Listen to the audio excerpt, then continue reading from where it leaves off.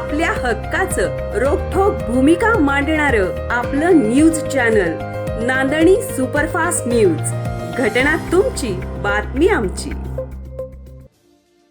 आमदार सुद्धा विकत घेतले जाऊ शकतात हे केवळ महाराष्ट्राला कमळवाल्यांनी दाखवून दिलं. खासदार अमोल कोल्हे पायातली चप्पल विकत घेता येते, डोक्यावरची टोपी विकत घेता येते, अंगावरचा शर्ट विकत घेता येतो, पण आमदार सुद्धा विकत घेतले जाऊ शकतात हे केवळ महाराष्ट्राला कमळवाल्यांनी दाखवून दिलं असल्याचं मत खासदार अमोल कोल्हे यांनी पुसेसावळे येथे कराड उत्तर मतदारसंघाचे उमेदवार बाळासाहेब पाटील यांच्या प्रचारार्थ घेण्यात आलेल्या सभेत व्यक्त केलंय.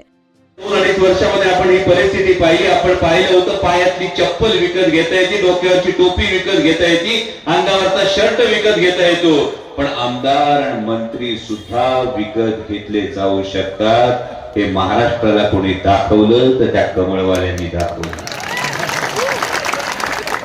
आणि त्या कमळवाल्यांनी ही गोष्ट दाखवल्यानंतर खरोखर हा प्रश्न पडला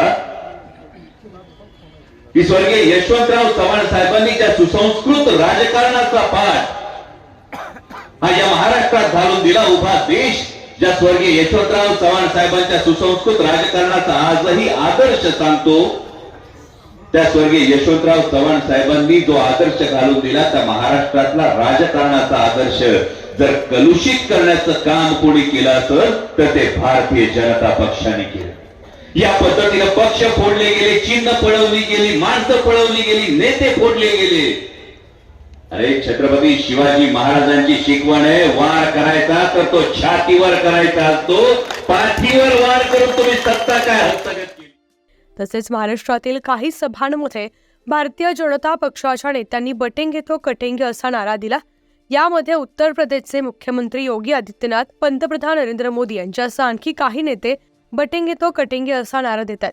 जर बटेंगे तो कटेंगे असा प्रचार महायुतीला करावा लागत असेल तर मग या सरकारनं काय विकास केला असा आरोप खासदार अमोल कोल्हे यांनी केलाय.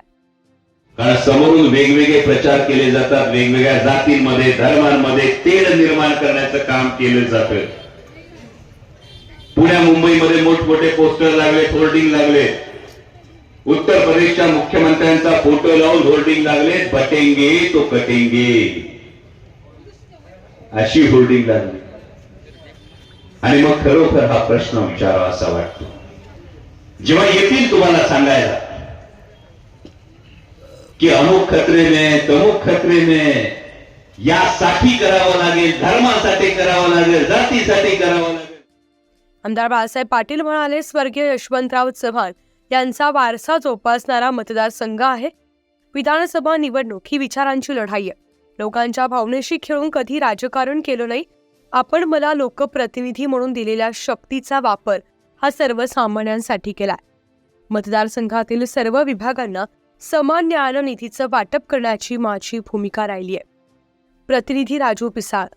जवाहर योजना असलेल्या योजना कुठल्याही बंद होत नाही, पण आता आम्ही या जाहीरनाम्याच्या माध्यमातून त्याच्या पुढे गेलो नाही. 100 दिवसामध्ये काय करणार, त्यामध्ये पहिला प्रथम निर्णय घेत असताना महालक्ष्मी योजनेअंतर्गत महिलांना प्रतिमाह 3000 रुपये देणार ही भूमिका आम्ही जाहीर केली.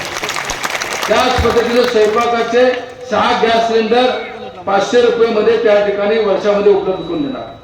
महिलांना बस प्रवास हा मोफत त्या ठिकाणी करण्यात येणार. दुसरा एक मोठा विशेषतः आरोग्याच्या संबंधित आहेत, आणि त्यामध्ये आपण बघतो की पूर्वीच्या काळी देवीची लस टोचायची. त्या लस टोचण्यामध्ये देवीच्या रोगाचं त्या ठिकाणी निर्मूलन झालं. पोलिओची लस टोचली, पोलिओचं त्या ठिकाणी उच्चाटन झालं. आणि मग महिलांच्या मध्ये विशेषतः जे कर्करोग होतात, कॅन्सर होतात, त्याला प्रतिबंधक अशी लस 9 ते 16 वयातील सर्व मुलींना मोफत देण्याची भूमिका सुद्धा या ठिकाणी घेण्यात येणार आहे. आपल्या हक्काचं रोखठोक भूमिका मांडणारं आपलं न्यूज चॅनल नांदणी सुपरफास्ट न्यूज. घटना तुमची, बातमी आमची.